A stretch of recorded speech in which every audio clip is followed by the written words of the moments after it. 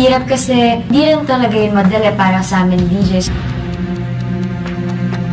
Hindi mo naman, mapipilit yun eh. Hindi wala kang matatago. Kahit anong tago mo talaga, malalaman at malalaman nila. So,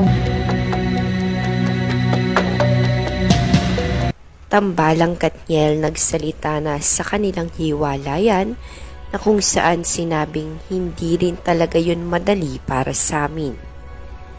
Nilinaw ni na Catherine Bernardo at Danielle Padilla na hindi na rin madali isustain ng kanilang love team kahit na super successful na nila. Ito ang kanilang full interview, panoorin natin.